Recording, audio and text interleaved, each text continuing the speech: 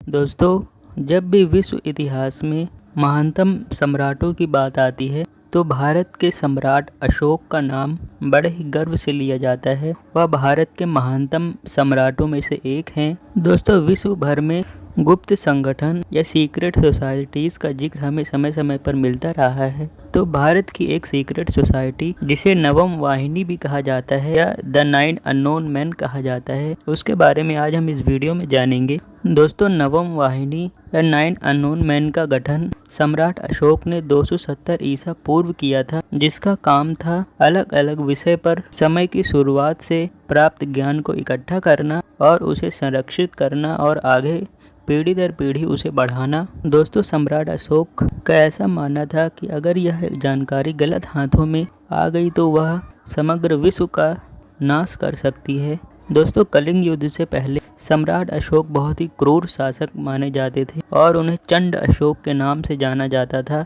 पर कलिंग युद्ध में भारी रक्तपात और लाखों मनुष्यों की हत्या और मृत शरीरों को देखने के बाद उनका अंतर्मन पसीज गया और उन्होंने बौद्ध धर्म अपना लिया और सदा के लिए हिंसा का परित्याग कर दिया और अपना पूरा जीवन ज्ञान और शांति की खोज में लगा दिया। वह जानते थे कि भारत में अपार ज्ञान का भंडार है और इस ज्ञान को एक जगह इकट्ठा करके उसे संरक्षित करने के लिए उन्होंने नवम वाहिनी बनाई थी। दोस्तों, 9 अज्ञात लोगों को अलग अलग विषयों पर शोध करने के लिए नियुक्त किया गया था, जिनका काम 9 अलग अलग विषयों पर समय की शुरुआत से उस समय तक प्राप्त ज्ञान को इकट्ठा करना और उसे आगे बढ़ाना था। तो सम्राट अशोक की नवम वाहिनी के 9 अज्ञात लोगों के पास 9 अलग अलग पुस्तकें थीं, जिनके 9 अलग अलग विषय थे। तो सबसे पहला विषय है फिजियोलॉजी।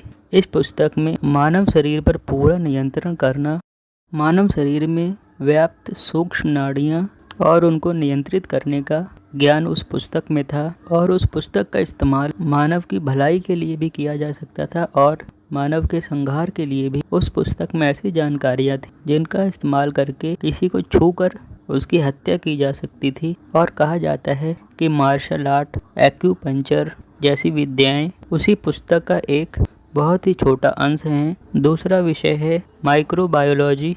दोस्तों, आप जानते होंगे कि माइक्रोस्कोप का आविष्कार 1590 में लेंस क्राफ्टर्स ने किया था, जिसकी सहायता से हम सूक्ष्म जीवों को भी देख सकते हैं। पर दोस्तों, सम्राट अशोक की नवम वाहिनी में दूसरी पुस्तक में ऐसी जानकारियां थी जिसकी सहायता से सूक्ष्म जीवों को देखना और उन पर नियंत्रण करना, यहाँ तक कि एटम्स के बारे, इलेक्ट्रॉन, प्रोटॉन, न्यूट्रॉन के बारे और अलग अलग वायरसेस के बारे में जानकारियाँ उपलब्ध थी, जिसका इस्तेमाल करके अलग अलग वायरस की औषधि तैयार की जा सकती थी और उन वायरस का इस्तेमाल मनुष्य के विनाश के लिए भी किया जा सकता था। दोस्तों, तीसरी पुस्तक है प्रोपोगेंडा की, जिसका इस्तेमाल करके मासेस को कैसे इन्फ्लुएंस किया जाए। उस पुस्तक में ऐसी रूल्स और टेक्निक्स उपलब्ध थी जिससे हजारों लोगों को इन्फ्लुएंस किया जा सकता था, जिसे मास हिप्नोसिस भी कहते हैं। कि हजारों लोगों को एक ही बात मनवाना और उसी मार्ग पर चलने के लिए विवश करना, ऐसी जानकारियाँ उस पुस्तक में उपलब्ध थी।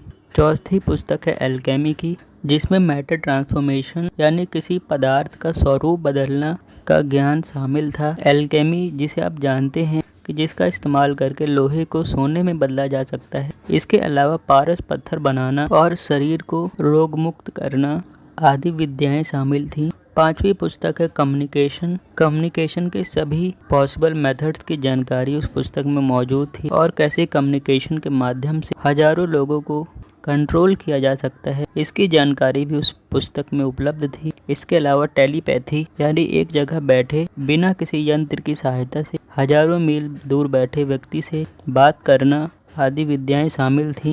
छठी पुस्तक है ग्रेविटी यानी गुरुत्वाकर्षण। उस पुस्तक में गुरुत्वाकर्षण के सभी नियम और कैसे गुरुत्वाकर्षण का इस्तेमाल किया जा सकता है, कैसे एंटी ग्रेविटी ऑब्जेक्ट्स बनाए जा सकते हैं और कैसे मन की गति से चलने वाले विमान आदि बनाने के सभी नियम उस छठी पुस्तक में लिखे थे, जिसका इस्तेमाल करके गुरुत्वाकर्षण को कैसे अपने लिए इस्तेमाल किया जाए, इसकी जानकारी उपलब्ध थी। सातवीं पुस्तक है लाइट यानी प्रकाश। कैसे प्रकाश को कंट्रोल किया जाए, कैसे प्रकाश की गति से ट्रैवल किया जाए और कैसे प्रकाश का इस्तेमाल करके घातक हथियार बनाए जाए। दोस्तों आप जानते हैं अभी लेज़र वेपन्स का इस्तेमाल होना शुरू ही हो रहा है, पर उस पुस्तक में डेडली लेज़र वेपन्स का निर्माण और उससे समग्र मानव जाति का विनाश कैसे हो सकता है उसकी जानकारी भी उपलब्ध थी।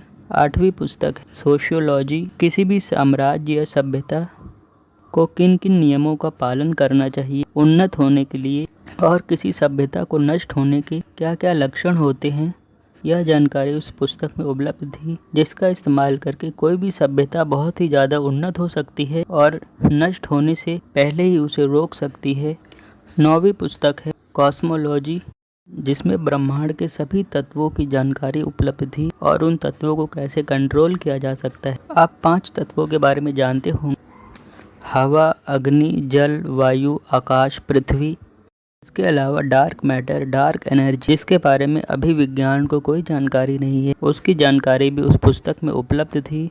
दोस्तों आपने अन्य सीक्रेट सोसाइटी जैसे इल्यूमिनाटी ग्रुप्स के बारे में सुना होगा, उसी तरह भारत के नवम वाहिनी है जिसके बारे में आज हमने इस वीडियो में जाना। उम्मीद है आपको जानकारी पसंद आई। ऐसी वीडियोस देखने के लिए आप हमारे चैनल को सब्सक्राइब कर सकते हैं और साथ ही बेल आइकन दबा सकते हैं। मैं मिलता हूँ आपसे अगली वीडियो में एक और नए टॉपिक के साथ। तब तक आप अपना ध्यान रखिए और देखते रहिए the iconic Bharat YouTube channel. धन्यवाद।